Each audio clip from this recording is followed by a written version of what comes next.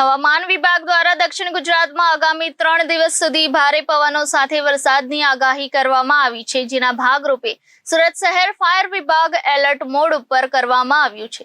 Fire વિભાગ દ્વારા extra એક કંટ્રોલ રૂમ ઊભું કરવામાં આવ્યું છે।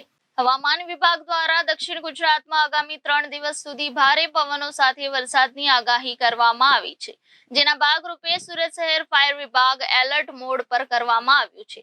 ફાયર વિભાગ દ્વારા એક્સ્ટ્રા એક કંટ્રોલ રૂમ ઊભું કરવામાં આવ્યું છે। ગત રોજ રાત્રે સમગ્ર સુરત શહેરમાં ભારે પવનો ફૂંકાયા હતા, જેના રાત્રે 10 વાગ્યાથી લઈને સવારે 5 વાગ્યા સુધી સમગ્ર સુરત શહેરમાં 17 જેટલા વૃક્ષો ધરાશાયી થયા હતા।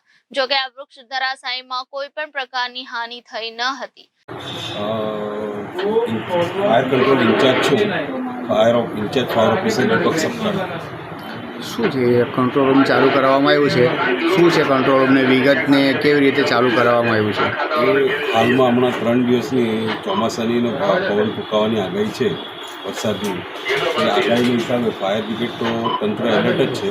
એક ઇમરજન્સી કંટ્રોલ રૂમ હમણાં તાત્કાલિકમાં અર્જન્ટમાં ચાલુ કરવામાં આવે છે। 3 દિવસની આગાહીને લઈને તંત્ર કેટલા અલર્ટ છે ને આ સુધી કેટલા કોલ આવ્યો? તંત્ર તો આપણું ફાયર બ્રિગેડ એમ તો 24 કલાક એલર્ટ જ રહી છે।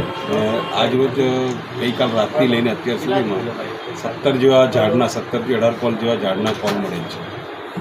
આપણે આ આગાહીને લઈને કેટલા જવાનો અને કેટલા ઓફિસરો તૈયાર છે? ફાયર ટોટલ સ્ટાફ તો એલર્ટ જ છે। કોઈ બહારથી ટીમ બોલાવવામાં આવી છે? ના, અત્યાર સુધી એવી કોઈ પરિસ્થિતિ નથી આવી કે બહારથી ટીમ બોલાવવી પડે। નીચા વિસ્તારોમાં પાણી ભરે એના માટે શું રક્ષા કરવામાં આવ્યું છે? નીચા વિસ્તારોમાં પાણી તો હાલ ભરાયા નથી, પણ જો કદાચ ભવિષ્યમાં ભરાય પાણી તો આપણી પાસે બોટની વ્યવસ્થા સુરત ફાયર બ્રિગેડ પાસે છે જ। Reporter Arvind Rathod, Janadesh news, Surat.